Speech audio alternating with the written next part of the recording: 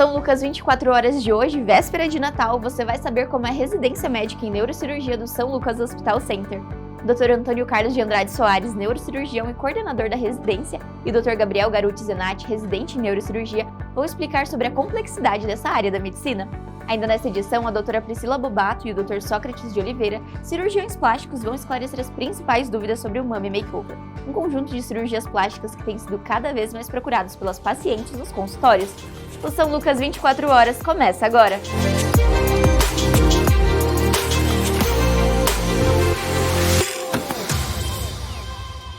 Olá, sejam bem-vindos a mais uma edição do São Lucas 24 horas. E hoje, nesta véspera de Natal, vamos rever uma entrevista especial onde conversamos com o Dr. Antônio Carlos de Andrade Soares, neurocirurgião da Proneuro e coordenador da residência em neurocirurgia, e com o Dr. Gabriel Garuti Zenatti, egresso de medicina da FAG e residente em neurocirurgia do São Lucas Hospital Center, que explicam sobre a residência médica na área. Confira. Sejam bem-vindos, doutores. Obrigado. Olá, Gabriele. Estamos à disposição. Agradeço a presença. Então, para nós iniciarmos a conversa, doutor Antônio, eu gostaria que o doutor explicasse a diferença, porque muitas vezes surge a dúvida, qual que é a diferença entre a residência em neurocirurgia e neurologia? Basicamente é a especialidade cirúrgica, né? Quando você tem só para dar um exemplo bastante corriqueiro nosso, quando você tem um paciente que tem dor de cabeça, essa dor de cabeça precisa ser investigada, né? Não é para todo mundo ficar com medo. Isso aqui é só um exemplo, mas essa dor de cabeça precisa ser investigada. Quem faz esse tipo de investigação?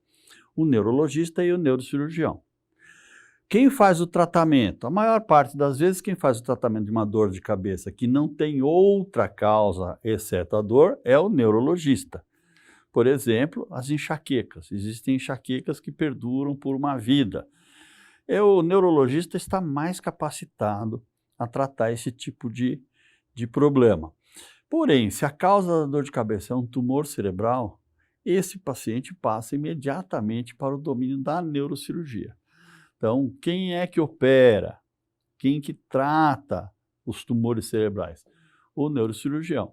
A especialidade que vai fazer a cirurgia para retirar o tumor, para restabelecer o máximo possível ou para danificar o mínimo possível o cérebro, é o cirurgião. Então, são técnicas de operação diferentes para cada tipo de coisa, é uma especialidade extremamente ampla, muito grande. Todo lugar onde tem um nervo, um neurônio, pode ter um pequeno tumor, então não é só no cérebro. A especialidade da neurocirurgia, eu ouço muito no consultório, os pacientes falarem assim, eu pensei que é só a cabeça. Não é, né? A neurocirurgia, ela é uma especialidade que se estende a qualquer lugar do organismo onde haja sistema nervoso.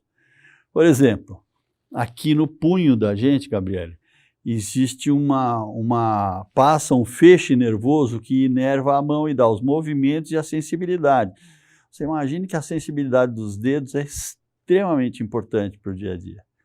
Aqui passa um feixe nervoso que frequentemente é apertado, constituindo a síndrome do túnel do carpo, que é uma síndrome de aperto neuronal e que precisa ser tratada frequentemente pelo neurocirurgião. Não são todas. Volto a repetir, mais frequentemente o neurocirurgião é que faz esse tipo de cirurgia. Existem tumores de extremidades nas pontas dos nervos que precisam ser tratados pelo neurocirurgião. Então é coluna, cérebro e nervos periféricos. Certo, então a neurologia e a neurocirurgia elas se complementam. Elas trabalham sem sombra de dúvida. Em conjunto. Sem sombra de dúvida, tem total razão. Frequentemente, pacientes com quadros extremamente dolorosos, sem tumores, dores de cabeça, por hipersensibilidade do nervo occipital, por exemplo, precisam ser submetidos à cirurgia. Então, são especialidades que se complementam totalmente. Certo. O doutor explicou agora sobre alguns procedimentos e alguns casos em que o neurocirurgião atua. Doutor Gabriel, o doutor poderia explicar um pouco mais sobre outros procedimentos que são realizados por um neurocirurgião? Bastante gama, a ampla gama de procedimentos, né? A gente poderia fazer uma lista, mas a neurocirurgia ela tem algumas subespecialidades que a gente consegue elencar com tópicos, né? A neurocirurgia vascular, por exemplo, que trata dos vasos dentro da cabeça, dos vasos dentro da medula espinhal, que são responsáveis pela irrigação do tecido cerebral, né? Medula, enfim. A neurocirurgia oncológica, o Dr. Antônio citou bastante casos de tumores, que é talvez a área da neurocirurgia em que aqui dentro do São Lucas a gente consegue mais ter prática no dia a dia. A coluna em si também é um carro forte da neurocirurgia aqui no nosso serviço, porque a coluna ela é um envoltório de ossos que protege, né, a medula e as raízes nervosas que vão tomar direção à periferia. E várias outras, né? Hoje em dia a neurocirurgia funcional tem sido uma especialidade que tem aumentado a procura dos neurocirurgiões, né? Uma coisa que o Dr. Antônio fala que é feita há muito tempo atrás, mas hoje em dia isso tem sido refinado, que seria a parte da funcionalidade, talvez seria a especialidade da neurocirurgia com mais afinco à neurologia, né? Por exemplo, tratamento cirúrgico da doença de Parkinson, da epilepsia, dor crônica. Outras situações, a neurocirurgia da base do crânio talvez seria a subespecialidade mais complexa dentro da nossa área, que envolvem tumores, que toda a parte óssea da base do crânio com relação aos nervos cranianos, aos vasos também, novamente. Os nervos periféricos, o Dr. Antônio deu o exemplo da principal doença de nervo periférico, né, a síndrome do túnel do carpo, mas também existe uma ampla gama. E no dia a dia eu acho que o trauma seria o carro-chefe, né? Todo mundo conhece alguém que já operou a cabeça por causa de um acidente ou fez uma artrodese de coluna porque fraturou a coluna. Artrodese? Ela não conhece. Justo. Artrodese. O que é artrodese? Né? Um paciente está num carro, sofre um acidente ou cai de um telhado. Acabamos de ver um ali. Cai do telhado e quebra a coluna. Né? Como é que se procede com isso aí, né? O que fazer, né? Estando o paciente com déficit motor, com falta de força nas pernas ou nos braços, ou não, esse paciente com a coluna quebrada, ele não consegue ficar em posição ereta, né? Ele não consegue, se quebrou nesse nível, eu não consigo ficar sentado, porque quebrada aqui, perde-se a coluna de sustentação. E aí, naturalmente, a coluna pode quebrar e se anteriorizar. Então, a gente tem que fixar a coluna naquele lugar que ela quebrou. Isso a gente chama de artrodese. É uma fixação da coluna para que o paciente possa sentar, ou possa andar de cadeira de roda, ou possa andar de muletas, ou bengalas, ou enfim. Né? A ideia da artrodese é essa. Então, são cirurgias de alta complexidade, né, doutor, dentro da neurocirurgia. O doutor poderia falar sobre, então, essa importância, porque são realizados no São Lucas Hospital Center esse tipo de cirurgia. Sim, a importância muitas. Desse tipo de cirurgia e de atender o público que tem essa necessidade. O doutor Sim. poderia falar sobre essa importância? Sim, sem dúvida. O Hospital São Lucas ele tem uma característica extremamente interessante. Eu até outro dia estava falando numa roda de amigos, eu tenho orgulho de trabalhar no Hospital São Lucas, porque o Hospital Center, né, o São Lucas Hospital Center, ele facilita a vida do médico. Eu não sei se os colegas vão ficar tristes de eu falar isso da neurocirurgia, mas na neurocirurgia é assim, né? Todas as cirurgias que são feitas aqui, todas as neurocirurgias que são feitas aqui são de alta complexidade. Nós temos o credenciamento de alta complexidade terciária junto ao Ministério da Saúde. Há muitos anos nós já temos esse credenciamento, isso exige cumprir você deve imaginar, um sem número de requisitos pedidos pelo Ministério, e isso foi cumprido, e nós temos hoje condições de fazer virtualmente todas as cirurgias do sistema nervoso central, ou do sistema nervoso, central e periférico. Então, cérebro, coluna e nervos periféricos, tecnicamente nós temos provavelmente condições de fazer tudo. Não me ocorre nenhuma cirurgia de alta complexidade que não possa ser feita aqui. De cirurgias de nervos periféricos, até que poucos neurocirurgiões gostam de fazer, porque são menos complexas, vamos dizer assim.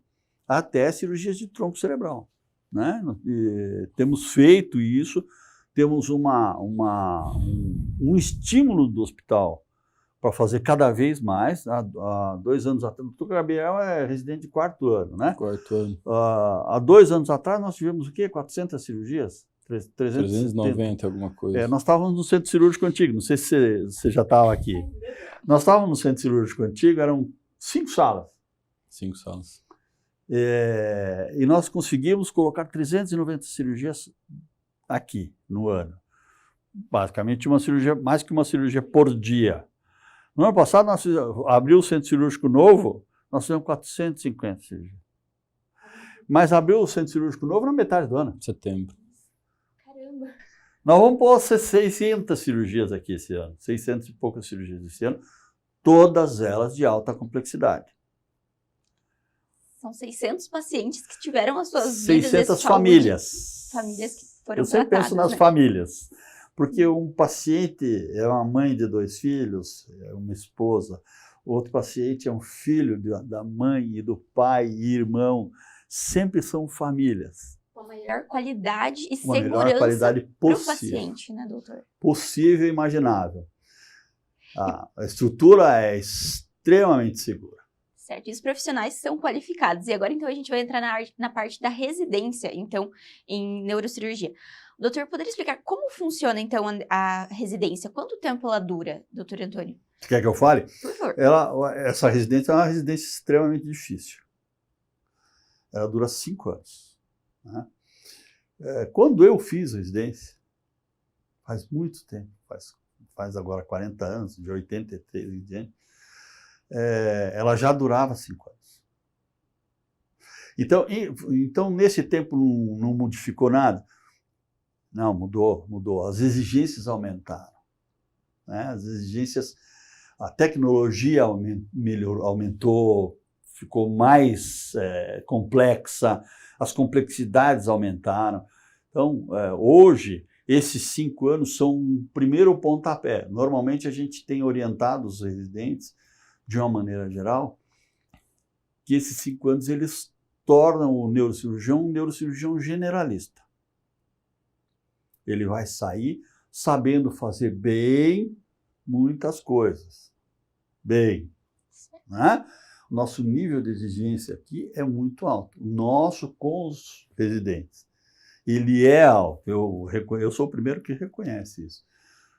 São muitas horas todos os dias, não tem muito, não existe essa coisa das tantas horas. A gente precisa estar disponível para salvar uma vida a qualquer momento. É diferente, né? É uma residência difícil, uma residência que consiste em aprendizado diário, diuturno, dia e noite. Como tratar, começa como abordar um paciente, como fazer o diagnóstico, como tratar aquilo, por que tratar daquela maneira, por que fazer isso, por que conversar com o paciente sobre isto ou sobre aquilo, por que não conversar sobre isso ou sobre aquilo. Costumo dizer que eu demorei 5 anos para aprender a indicar uma cirurgia e demorei outros 30 para aprender a avaliar bem antes de sair falando. Então, tudo isso eles precisam aprender em 5 anos. Certo. São 5 anos de extremo cuidado, tanto da parte de aprendizado também com o paciente, a relação com o paciente. Relação médico-paciente, isso mesmo. Doutor Gabriel, doutor Antônio falou um pouco então sobre esses desafios. E para você como residente, quais são os maiores desafios da especialidade em neurocirurgia? Nem vou olhar para não constranger, mas é difícil. São 6 anos de faculdade, daí você sai 6 anos da faculdade com aquela sede de querer salvar vidas, né? Ganhar dinheiro e exercer a medicina. Então, eu acho que o primeiro desafio é abrir mão disso e saber que você vai gastar mais 5 anos da tua vida a fim do conhecimento, né? Você realmente vive dentro do hospital. Na lei, a gente sabe que são 60 horas semanais de residência, mas na prática a gente sabe que isso é extrapolado necessariamente, né? Não é impossível formar um neurocirurgião, não é impossível formar um neurocirurgião com 60 horas semanais, largar a cirurgia no meio, acabou meu horário agora, vou para casa tomar meu café. Certo. Então, eu acho que o principal desafio é o comprometimento com viver isso aqui, né? Você saber que são 5 anos da sua vida que você vai viver para aquilo. Claro, o tempo vai passando, no R1, no R2 são os anos mais difíceis, especialmente o R1. E a partir do R2 você começa a pegar mais gosto daquilo, né? Você vai ver que sobra um tempo para estudar, e você começa a pegar gosto quando você vê uma cirurgia, estuda e aquilo tudo faz sentido, vê o paciente melhorar, te motiva, né? Então os desafios eles acabam se tornando irrisórios. Hoje eu estou no R4, eu olho para trás e não me arrependo, graças a Deus, nem um pouquinho de tudo que eu tive que batalhar. O tempo inteiro na cobrança, porque o preceptor, né, eu não quero saber se ele dormiu pouco a noite passada. Porque a família do paciente não quer saber. Sim. Né? Se você tem um parente que vai chegar aqui com um AVC isquêmico, com uma isquemia cerebral, e que precisa fazer uma cirurgia de descompressão, você não quer saber se a pessoa está cansada. Você tem que dar uma qualidade 100% para aquele paciente. Então, isso a gente também precisa ensinar. Não pode ensinar que é tudo... Não, veja como é fácil. Eu faço, então é fácil. Não, é difícil, porque às vezes é difícil para mim também. Ontem eu cheguei de viagem, 1h da tarde, eu vim de Curitiba, saí de lá às 6 horas, cheguei 1h da tarde, de tarde fui atender consultório. Ah, mas você está cansado? Tô, mas... Os pacientes estão te esperando, você eles precisa. precisam. Exato. Como é que você vai falar, não, eu estou cansado, então eu não vou. Hoje eu não tomei café da manhã, eu não posso. Agora eu estou com um pouquinho de dor no estômago, eu não vou. Estou gripado e não vou. Eles têm que ir gripados. A gente usa todas as medidas de segurança e fala para eles, olha, eu vou. Sim. E mostra. E isso ao longo da vida, eu não sei se o senhor concorda, mas acaba sendo prazeroso, né? Você Lógico. Entender que 3 horas da manhã vai lá fazer a descompressiva e ajudar a salvar a vida, aquela sensação de dever cumprido. Sábado, domingo, feriado, dia santo. Eu tenho que ensinar isso para ele. Como é que eu vou ensinar se eu não vou? Então eu vou. É uma referência. Eu vou, estou com 68 anos, eu vou. Aí ele vai também. Certo. E vai aprender. Com isso, eles vão aprendendo a se posicionar, a técnica, a usar a melhor técnica possível, mesmo cansado ou mesmo gripado, a usar a melhor abordagem possível com o paciente. Nem sempre é fácil. Não é fácil. Você lida com o povo, você sabe. Lidar com o povo não é uma coisa fácil. E as pessoas, elas estão, muitas vezes, né, doentes em situações frágeis. Ela não queria ter que passar por uma situação dessa. Ninguém quer. Toda vez que você fala para um paciente, olha, você precisa operar, o cara olha, porque operar é um ato antinatural. Isso eu costumo dizer. Uma excelente abordagem. Operar é um ato antinatural. Né? Operar não é normal. Certo. É difícil. Dá medo. Entregar a sua vida, ir dormir e entregar a sua vida na mão de um desconhecido. Você conheceu o cara 2 horas ou 6 horas atrás e ele fala, vou operar a sua coluna. Causa uma estranheza, né? Qualquer um tem medo. Aí chega no centro cirúrgico, o anestesista, o cara também não conhece o anestesista, o cara fala, vou te anestesiar, tá tudo bem. Tá totalmente fora da sua zona de conforto, né? Então, tudo isso a gente precisa ensinar para como abordar, para como aprender isso, e isso demora, né? Essa humanização, né, doutor, do atendimento é muito importante. E passada essa fase, não digo inicial, mas básica, né, de humanização, entender o paciente, chega uma hora que o residente vai começar a ter a curva técnica em si, né? Sim. Eu gostaria de entrar nesse assunto, doutor. Com o avanço das tecnologias e novas inovações, a gente vem vendo a utilização de novos equipamentos e máquinas nas cirurgias em gerais e também na neurocirurgia. Como que tem sido essa implementação tanto para o doutor como preceptor, quanto para os novos profissionais, os residentes que já estão chegando nessa fase da medicina em que tem essas novas tecnologias? Como tem sido essa parte, doutores? Doutor Antônio, pode começar? O doutor Gabriel? O São Lucas, então, eu já falei, eu sou um fã, né, do São Lucas, não adianta. O São Lucas é um hospital abençoado, né? Então, nós temos aqui, por exemplo, só para dar um exemplo, um aparelho chamado neuronavegador, que tem, acho que 2 no interior do Paraná. aspirador ultrassônico, bom, enfim, as tecnologias que nós precisamos, nós pedimos e vieram. O microscópio nosso é um microscópio de última geração, um microscópio cirúrgico. A gente opera sob o microscópio, não sei se você já viu.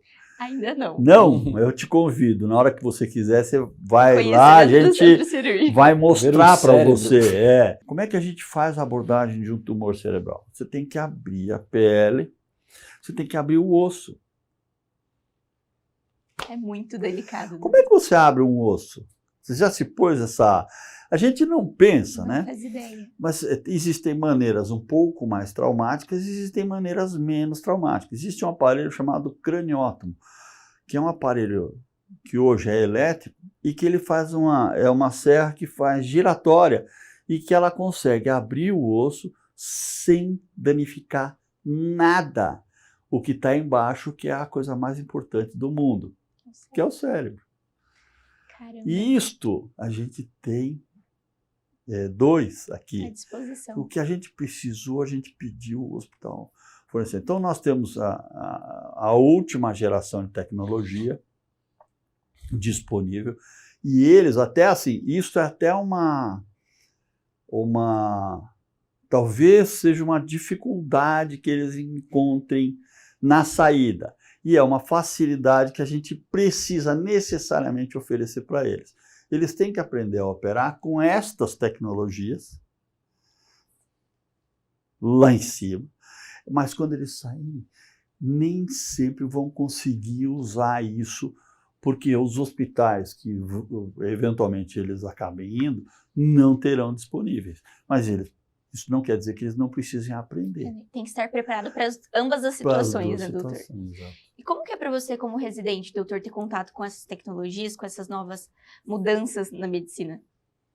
Eu acho que o ensino médico passou por fases, né? O doutor Antônio falou 40 anos atrás, com certeza absoluta, ele tinha que ir lá na biblioteca, pegar o artigo para ler. Aquele cara que publicou lá no Japão demorou 1 ano, 2 para chegar o artigo ali em São Paulo. E hoje a gente tem na nossa palma da mão o UpToDate, é uma outra ferramenta, inclusive, que o hospital adquiriu há pouco, que facilita muito o PubMed, enfim, você daqui de Cascavel consegue ter acesso à mesma informação do cara que está fazendo residência lá em São Paulo, na Flórida, em Portugal. Então, a gente é exposto a muito mais informação. Então, as tecnologias vêm contribuindo muito, não substitui o trabalho dos médicos, mas complementa para dar um tratamento melhor, então, para esse paciente. Então, eu costumo dizer que o mesmo robô, né? O robô é uma tecnologia maravilhosa, última, assim, né?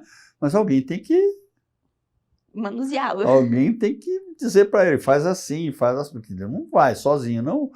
Existem, assim, eu sou um fã da tecnologia, eu sou um otimista com a medicina, eu sou um otimista. Eu até acho que, eventualmente, daqui a 30, 50 anos, essa medicina que a gente conhece hoje não vai existir mais. Só vai existir a medicina do trauma. Porque as coisas vão ser inventadas geneticamente, mas do jeito que está hoje, o máximo de segurança possível para o mínimo de dano possível para o paciente, né? Com o melhor resultado possível. Graças a Deus a gente tem sorte, né, Gabriel? Pouca sorte, né? A gente põe a mão e a coisa anda, né? Mas o neuronavegador é uma tecnologia insubstituível. O aspirador ultrassônico é uma tecnologia que aspira só aquele tecido que você quer. Veja que coisa interessante. Se você tem um cisto de gordura, por exemplo, dentro do cérebro, você pode calibrar o aspirador ultrassônico para aspirar só aquela. Então, se ele encosta no cérebro, ele para. Com maior precisão. Ele aspira só aquele tecido que você quer. Então, isso traz para o paciente uma excelente segurança também. Apesar de não ir lá e aspirar sozinho. Tem que ter alguém segurando aquele aspirador. Ele sozinho, ele e não aí vai. Que eu acho que, voltando ao cerne da pergunta, a formação com esses aparelhos hoje em dia, a gente está se habituando um pouco mais precocemente a usar eles, mas, de novo, reforçando a necessidade do arroz com feijão, né? A pinça de tumor, o aspirador simples, enfim. Então, uma qualificação melhor para quando chegar para o paciente ter todo esse preparo de Você saber tem um como know-how lidar. de coisas que Exato. você pode oferecer a ele, né? Você imagina que isso tudo piorou para eles, né? Que agora eles têm que aprender muito mais, né? Muito mais. E na mesma No quantidade de mesmo tempo, tempo. nos mesmos 5 Mas anos. até porque, vamos dizer, na nossa Sociedade Brasileira de Neurocirurgia tem se discutido há muitos anos o aumento do tempo.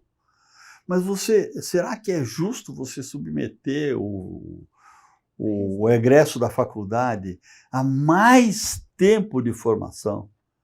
Certo. Porque, eventualmente, ele não vai fazer tudo. Não é? Normalmente as pessoas gostam mais de fazer uma coisa ou outra, ou se especializam em outra, né?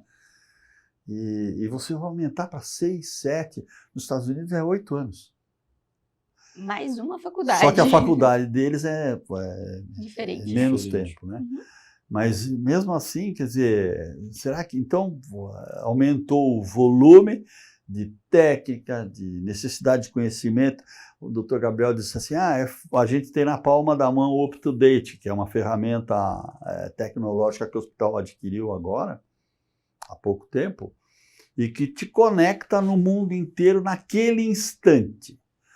Só que antes é isso aí que ele falou, a gente tinha que viajar para São Paulo, separar os artigos para fazer um trabalho. Hoje tem tudo na mão, mas você precisa ler. Exato. Precisa estudar, precisa aprender aquilo ali. Aí um chefe lê um artigo, o outro lê outro, e os dois cobram, não, você tem que ler os dois. Então São muitos detalhes, né? Muita coisa. Para uma formação com qualidade e excelência, para que a população receba o melhor tratamento futuramente. Eu acredito que os residentes que estão no São Lucas Hospital Center têm todas essas possibilidades, têm os preceptores qualificados e também, então, esse amparo de estrutura e tecnologia que precisam para uma formação com qualidade, né, doutores? Eu gostaria de agradecer a participação no São Lucas 24 Horas. Sejam sempre bem-vindos. E fica aqui o nosso convite para falar mais sobre saúde. Estamos disponíveis na hora que você quiser ou sobre o assunto que achar, de repente, as pessoas que estão em casa têm vontade de saber conhecer sobre alguma coisa, podem entrar em contato com vocês, se vocês acharem necessário, a gente vem aqui, senta, conversa, né, Gabriel? Sem dúvida, estamos aí para o hospital. Dr. Bandeira hoje, infelizmente, não pôde estar com a gente, estava ultimando uma cirurgia extremamente complexa também, mas ele também, eu posso falar por ele, a gente trabalha junto há 28 anos, também é um homem disponível, um neurocirurgião disponível, na hora que quiser a gente está disponível. Essa parceria São Lucas e Proneuro é uma parceria de longa data e que continua por muito tempo. Vai né, embora, esse é um casamento que deu certo. Certo. Muito obrigada, doutor. Obrigado. Confira agora o destaque dessa semana do São Lucas 24 Horas, especial de Natal. Olha, o ano de 24 foi um ano bastante trabalhoso para quem trabalha aqui, com bastante problema, bastante paciente, mas graças à obra de Deus nós tivemos sorte, nós estamos se saindo bem, cada vez estamos tendo mais sucesso com os nossos pacientes, as nossas enfermeiras estão carinhosas com os pacientes, os médicos são atenciosos, então a gente tem que agradecer por esse ano que passou e desejar a todos um grande Natal com suas famílias. E viemos aqui assistir essa missa em agradecimento a Deus Pai por esse ano que passou. Que Ele nos acompanhe o próximo ano para que a gente possa desenvolver o trabalho de cada um aqui para o bem da humanidade. Que a gente pensa só isso, o bem da humanidade, bem das pessoas que chegam aqui necessitando de atendimento. Um Feliz Natal, um próspero Ano Novo, que Deus acompanhe esses nossos secretários aqui, enfermeiras, médicos, todos, que tenham um Natal feliz com suas famílias, que possam voltar alegremente o próximo ano. No próximo bloco do São Lucas 24 Horas, vamos rever a entrevista com a doutora Priscila Bobato e o Dr. Sócrates de Oliveira, cirurgiões plásticos, que vão esclarecer as principais dúvidas sobre o Mummy Makeover. Não saia daí!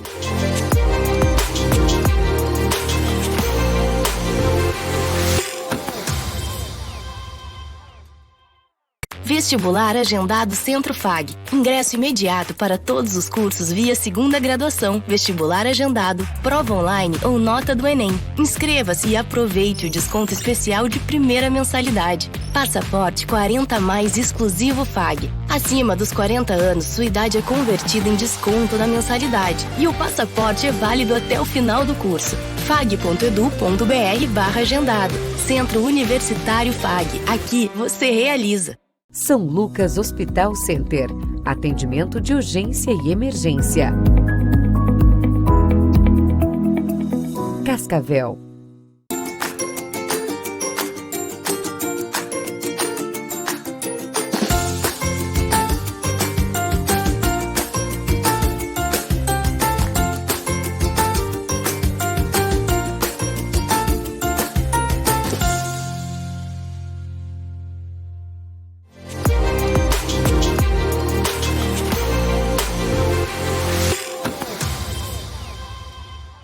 O São Lucas 24 Horas traz um tema de grande interesse para muitas mulheres que buscam recuperar a autoestima e a confiança após a gravidez.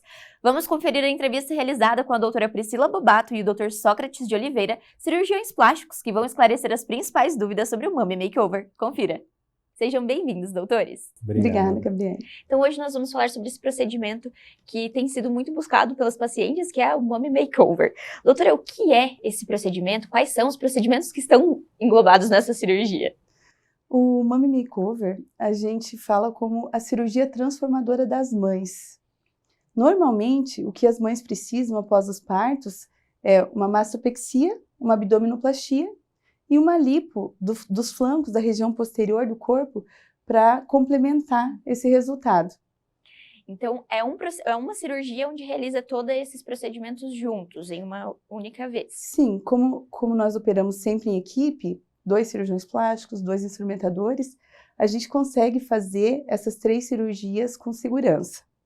Mas nem sempre é necessário fazer todas juntas, né? Dá para você fazer só abdômen com lipo, ou só abdômen com mama, não necessariamente as 3 juntas. Certo, então é uma possibilidade para as pacientes que já querem um pós-operatório único, assim, de uma vez e que tenha uma... Só que tem algumas restrições. Certo. A gente tem que pensar em primeiro lugar na segurança da paciente. Ela não pode ter nenhum problema de saúde, que a gente chama de comorbidades. Normalmente a gente faz as 3 juntas até os 60 anos de idade. Após isso, a gente prefere fazer separadamente a mama, depois o abdômen com a lipo. Certo. Tudo a segurança em primeiro lugar. Então, tem também essas pequenas restrições para o cuidado da paciente. Sim. Certo. Doutor, quais são as principais motivações que essas mães chegam, a gente fala de mãe porque é exatamente o nome desse procedimento, que chegam no consultório para vocês? Quais são as queixas que essas pacientes têm quando chega lá e fala assim, poxa, preciso de uma cirurgia plástica? Bom, o principal é as mamas caídas, né? Pós-amamentação, aquela mama ela hipertrofia, então ela aumenta de tamanho, depois que param de amamentar, essa mama vai diminuindo e acaba ficando um pouquinho flácida. Então essa é uma das principais queixas. E a parte de abdômen, que aí o abdômen distendeu na gestação, depois quando voltou ao normal, fica com um pouco de flacidez. Associada a isso, a diástase, que é o afastamento da musculatura do abdômen. Então essas são as principais queixas que elas chegam no nosso consultório. E qual que é o perfil dessas pacientes, assim, a faixa etária? Elas já chegam pacientes mais novas, pacientes mais com uma idade mais elevada? Como que tem sido essa procura para vocês, doutora? Normalmente elas nos procuram depois que tiveram todos os filhos, decidiram não ter mais filhos. Antes, isso era um pouco mais cedo. Hoje em dia, as mulheres têm investido muito na carreira profissional e têm tido filhos mais tarde. Então, elas nos procuram geralmente em torno dos 35, 40 anos. Para fazer esse procedimento e daí finalizar. Justamente nessa parte, então, encerrou ali, viu que não vai ter mais nenhum bebê, é a indicação para fazer a cirurgia? Em casos de mulheres que ainda pensam em ter filhos, quais são as recomendações, então, que os doutores dão para elas? A gente sempre fala, se a paciente ainda quer ter filho, é melhor aguardar. Tá? A não ser lipoaspiração, que a lipoaspiração você pode fazer, se a paciente manter a dieta, não ganhar muito peso na gestação, ela mantém o resultado. Mas o ideal é que essa paciente tenha todos os filhos primeiro, para depois fazer a cirurgia, para ter um resultado mais duradouro. Mas nada impede de fazer antes e depois ter filho. A gente tem que entender essa diferença, que lipoaspiração é completamente diferente de abdominoplastia. Na abdominoplastia, a gente vai retirar todo o excesso de pele. A abdominoplastia completa, normalmente, você retira toda a pele que está abaixo do umbigo. E a lipoaspiração é uma cirurgia com pequenas incisões, que você só vai retirar a gordura. Hoje em dia, a gente tem muitas tecnologias que a gente pode associar. A gente usa o Vaser, o Renuvium, o Morpheus, tudo para manter a pele mais firme, mas ela não retira a pele. Então, não impede uma gestação futura. A paciente pode até se beneficiar em continuar com o contorno corporal mais esculturado durante a gestação e depois.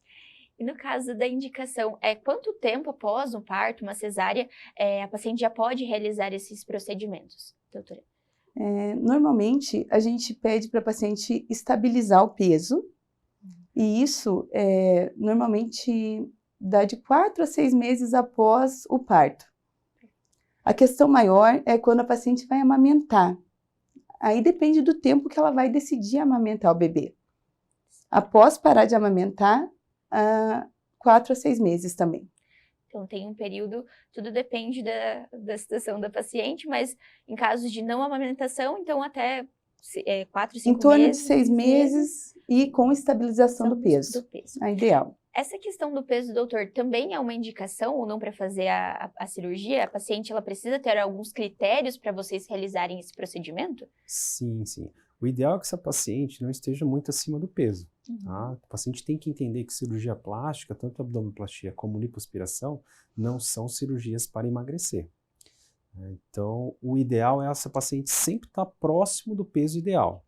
Por quê? Principalmente cirurgias de mama. Se a paciente ela opera um pouquinho acima do peso e depois da cirurgia ela começa a perder peso, essas mamas vai diminuir o tamanho e vai acabar ficando flácida, então vai perder o resultado. Então, o ideal é sempre a paciente aí estar próximo do peso ideal. Certo. Então, quando a paciente chega essa parte de avaliação para cada caso, porque cada cirurgia é única, eu acredito, né? Com certeza. E como que é feita essa parte, então, de identificação do que o que o paciente precisa, essas recomendações que vocês dão, então, por exemplo, a paciente chegou um pouco acima do peso, vocês fazem essas recomendações para até chegar ao peso ideal para realizar a cirurgia? Como que é esse preparo antes? Nós fazemos até um acompanhamento para ajudar ela a chegar nesse peso ideal. Perfeito.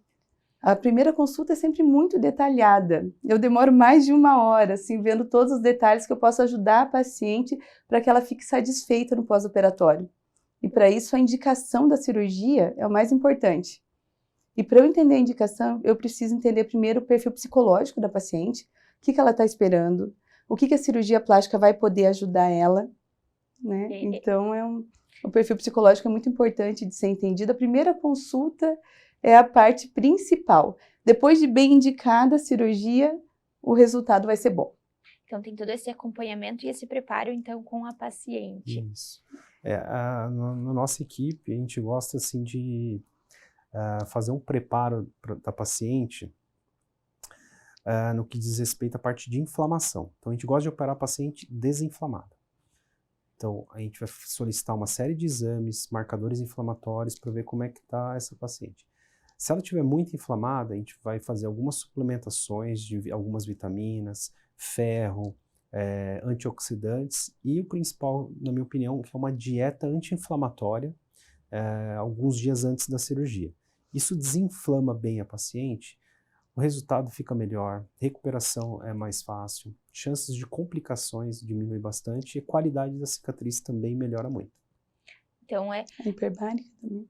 Então, nós completo. E na nossa clínica a gente tem a câmara hiperbárica, né, que é aquela máquina que a paciente entra deitada, e lá é colocado oxigênio a 100% sob pressão. Então, o oxigênio sob pressão, ele dilui mais o sangue, ele vai hiperoxigenar os tecidos. Então, nossas pacientes todas saem da cirurgia no dia seguinte, vão direto para a clínica fazer essa câmara para melhorar ainda mais a qualidade e diminuir chances de complicações. em relação a todos os tratamentos pós-operatórios que existem, a câmara hiperbárica é o que mais tem confirmado como melhora efetiva do pós-operatório, da cicatriz, diminuição de complicações. É como se a paciente estivesse naquele período de 1h30 respirando 20 vezes mais oxigênio. Tem alguma contraindicação, doutora? Pacientes que não podem ou que não são indicadas a fazer o Mummy Makeover completo? Tem. As pacientes que têm comorbidades mais graves, uma hipertensão descontrolada, diabetes descontrolada. A idade acima dos 60 anos, que a gente prefere fracionar, fazer primeiro a mama, depois a abdominoplastia com a lipo ou vice-versa. E o tempo cirúrgico está muito relacionado com o risco de cirurgia. O tempo cirúrgico, mas também a saúde atual do paciente. Se ela está saudável, se ela se cuida, tudo isso influencia muito. Então, a gente, para conseguir uma cirurgia com segurança, tem que identificar tudo que pode prejudicar isso e evitar fazer a cirurgia numa paciente que não está saudável o suficiente para fazê-la. E às vezes a paciente está aí na idade correta, tem os exames todos ok, não tem nenhuma comorbidade, mas a gente contraindica a cirurgia porque a paciente tem expectativas irreais. Então a gente tem que mostrar para a paciente o que é possível e o que não é possível. Então, às vezes a paciente vem com uma expectativa muito elevada e que a gente não vai conseguir isso numa cirurgia. Então a gente contraindica também nesses casos. As nossas cirurgias são muito transformadoras, assim, a nível... Eu vi poucas que transformam tanto os pacientes, mas tem pacientes que têm uma exigência, existe até um transtorno na cirurgia plástica, que é o transtorno dismórfico corporal, que elas jamais ficarão satisfeitas, por mais que você faça o melhor que existe, né? Então a gente tem que identificar isso e contar para a paciente que ela precisa tratar isso primeiro para ela ficar satisfeita com a cirurgia dela. É raro, mas tem casos que a gente precisa, para o bem da paciente, evitar que ela faça o procedimento e fique frustrada. Por isso que na nossa equipe nós temos uma psicóloga. Então toda paciente ela passa pela psicóloga, e a psicóloga ela é especialista em cirurgia plástica e ela faz um laudo para a gente mostrando, ó, essa paciente não está aceitando as cicatrizes, essa paciente está com expectativa irreal. Então ela na verdade vai ser um filtro para a gente. Ela fala, ó, pode operar, não pode operar. Isso tudo é para tratar o paciente como um todo, né? Perfeito. Porque muitas vezes a parte estética também está totalmente ligada com o emocional e com ainda mais no caso das mães que acabaram de ter filhos, então ela também precisa desse acompanhamento e acolhimento em todos os aspectos. Até esperar os meses iniciais pós-gestação é importante, porque até a estabilização hormonal da paciente, né? Para ela conseguir decidir junto com a gente qual que vai ser a melhor cirurgia a ser feita nesse momento, que a gente precisa que a paciente decida junto com a gente, né? Não dá para ser uma decisão unilateral nem pelo nosso lado, nem pelo lado dela.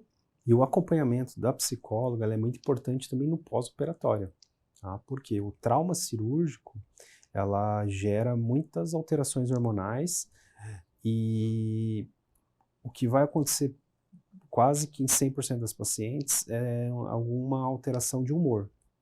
As pacientes ficam um pouco deprimidas nos primeiros meses da cirurgia. Então, a psicóloga ela vai ser muito importante nessa fase, ela vai acompanhando, explicando para a paciente que isso é normal. Então, a paciente entendendo que isso faz parte da cirurgia, elas passam por essa fase muito mais tranquila. É o que eu falo para as pacientes, tenha calma, que com 3 meses da cirurgia você vai me amar.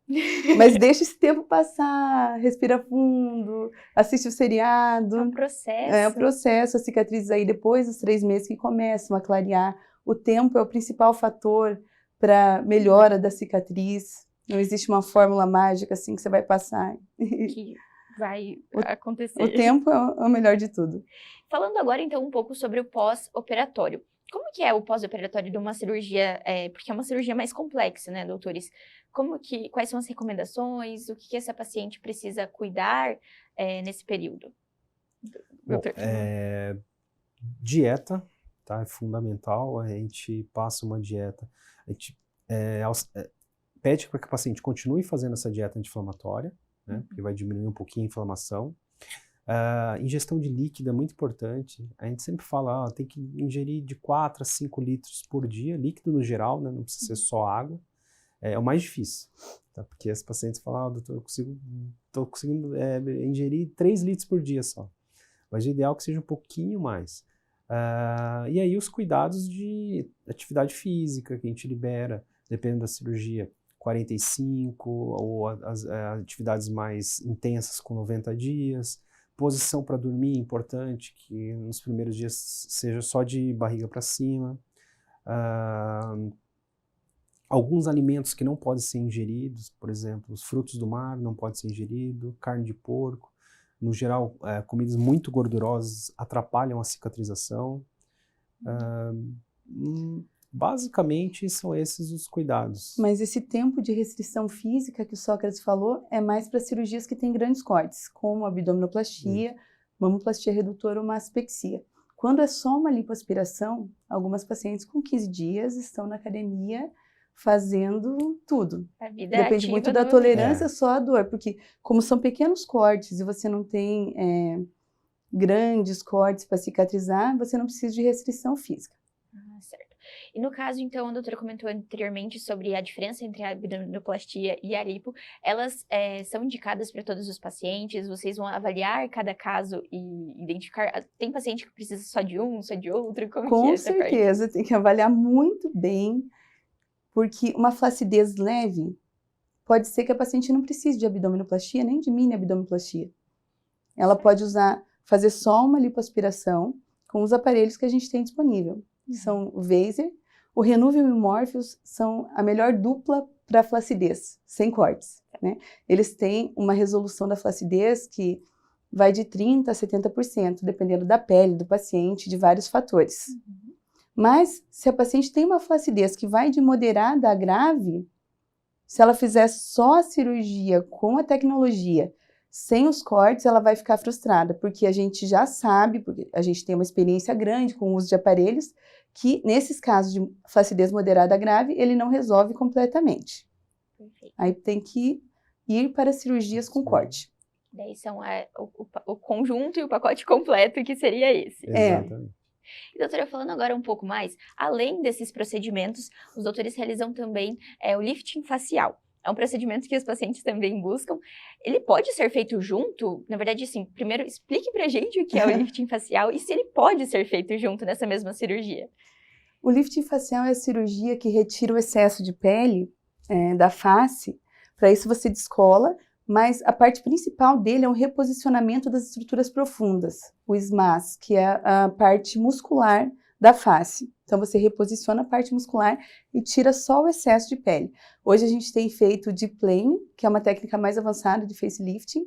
Normalmente a gente associa ele com a cirurgia das pálpebras, porque a paciente quando está, depende da genética, mas quando ela está precisando do lifting de face, geralmente ela precisa de uma blefaroplastia também, que é a cirurgia das pálpebras. Essas duas são feitas juntas, né? Um lifting de face com a blefaroplastia, e demora em torno de 5 a 7 horas. Então mas, de forma nenhuma, ele pode ser feito junto com o trio do corpo, que é mastopexia, abdominoplastia e lipo. Ficaria uma cirurgia com tempo cirúrgico muito grande, então melhor fracionar e fazer separado. Então a paciente ela pode realizar, mas em outro momento. Em algumas situações que a paciente não tem indicação completa da cirurgia de face, nem do corporal, por exemplo, ela quer fazer ela precisa fazer só uma lipoaspiração com tecnologia e uma blefaroplastia, aí eu posso associar essas duas. Mas mamoplastia, abdominoplastia, lipo, mais lift de face e blefaroplastia, hipótese nenhuma. A saúde e a segurança do paciente primeiro lugar. Com certeza. Esse tipo de cirurgia deixa cicatrizes maiores? Como que é essa parte externa? Então... A lipo não deixa cicatrizes, aqueles pontinhos pelos quais a gente faz a lipoaspiração, você tem que procurar depois. Mas a abdominoplastia, sim, tem que deixar, porque você precisa retirar toda a pele que está abaixo do umbigo. Imagina que para isso você precisa de uma angulação, mas a gente tenta deixá-la o mais baixa possível, para você esconder com qualquer calcinha, biquíni. Hoje em dia a gente faz uma abdominoplastia em alta definição, aquelas que você olha na praia e não consegue identificar que é uma abdominoplastia, porque ela respeita os contornos naturais do corpo da paciente. e a gente faz um umbigo menorzinho, com a sutura mais interna. Então, a abdominoplastia hoje é muito mais linda do que antes. Mas é importante o cuidado com a cicatriz, né? Então, na nossa prática, a gente usa algumas cremes, clareadores, no começo hidratar bem a cicatriz, depois fitas de silicone para evitar cicatrizes hipertróficas ou queloide. Perfeito. E, doutor, complementando e agora para a gente encerrando a nossa conversa, para que a paciente tenha segurança para realizar um procedimento desse nível, ela precisa estar em um ambiente hospitalar, que no caso os doutores atendem aqui no São Lucas. Doutor, poderia falar um pouco mais sobre essa parte, então, do suporte hospitalar, que é importante durante esse procedimento? Exatamente. Para fazer uma cirurgia de grande porte, a gente tem que ter uma estrutura adequada. Não dá para ser feito em clínica, ou hospitais que não tenham o suporte adequado. Então, aqui no São Lucas, a gente tem uma estrutura que é top de linha aqui, né? O centro cirúrgico daqui é fantástico. A gente já frequentou muitos centros cirúrgicos, São Paulo, Rio, nós fizemos a residência no Rio de Janeiro, né? E aqui é coisa de primeiro mundo a parte do centro cirúrgico mesmo. É espetacular. Bacana. Então, nessa parte, vocês têm tanto a parte do centro cirúrgico, quanto a parte do pós-operatório da paciente também, que ela fica muito tempo internada ou Geralmente já ganha alta? É uma noite só. A maioria das cirurgias plásticas. Dorme uma noite no hospital, no outro dia ela almoça no hospital e vai direto para nossa clínica fazer hiperbárica. Ah, certo. Depois vai para casa. Então, antigamente tinha mais tempo de internamento ou esse sempre foi assim? Normalmente esse foi mais ou menos o padrão. Algumas cirurgias a gente pode liberar no mesmo dia, como prótese de mama, blefaroplastia isolada. Daí, no caso da completa, é melhor fazer esse acompanhamento. Algumas pacientes preferem dormir no hospital, mesmo em cirurgias pequenas, e a gente gosta, porque no outro dia a gente vem, visita ela de manhã, ela almoça tranquilamente, vai lá para a clínica. Assim, pode, em alguns casos, o paciente tem muita dor, é muito sensível à dor, a gente pode deixar uma noite a mais sem problema nenhum. Mas geralmente é um dia só que a paciente dorme no hospital. Mas é difícil, em geral, essas cirurgias não causam muita dor. Só se a paciente tem uma sensibilidade muito aumentada mesmo à dor. A cirurgia, o lifting de face, por exemplo, você pensa uma cirurgia que descola a pele, reposiciona o músculo, reposiciona os músculos do pescoço, tira o excesso de pele por trás da orelha. Então você pensa que vai doer, mas a grande maioria não sente dor quase nenhuma. Né? As cirurgias de corte, também abdominoplastia, mastopexia, sente pouca dor. Sim. A lipoaspiração já é um pouco mais dolorosa, se for comparar com as outras, né? Entendi. Por conta dessa que movimenta mais e retira essa gordura, essa extração. Porque a gordura precisa ser retirada por vários ângulos para ele ficar mais regular. Então, por isso a gente lipando juntos, a gente consegue uma angulação, porque a cânula não pode ficar com marcações. Para isso, você faz as incisões da lipo e tem que entrelaçar, assim, as marcas da cânula, digamos, para ele ficar uma coisa bem regular e harmônica. Paciente. Então, essa parte hospitalar também é extremamente importante para o paciente ter essa segurança no pós-operatório. Super importante. Até a gente tem um pequeno centro cirúrgico na nossa clínica, onde nós fazemos autoplastia, pequenas cirurgias, mas explicamos para o paciente que são só pequenas cirurgias, com anestesia local. Precisou de anestesia, com anestesista, aí a gente vem para uma estrutura hospitalar onde o nosso paciente vai ficar 100% seguro. Perfeito. Então, acho que conseguimos esclarecer algumas dúvidas. Os doutores gostariam de complementar em determinado assunto, algo que a gente ainda não falou sobre a cirurgia plástica, que vocês acham importante que o pessoal de casa saibam sobre? Acho que nós conseguimos abranger bastante coisa, né? Mas é importante focar, falar em relação a peso, que a gente bate muito a tecla, ideal operar sempre no peso ideal, que é possível fazer essas cirurgias associadas desde que a equipe tenha pelo menos aí 2 cirurgiões plásticos, numa estrutura adequada, né? Ela é segura. E eu gosto sempre de falar da importância da primeira consulta, né? Da adequação de objetivos, de expectativas.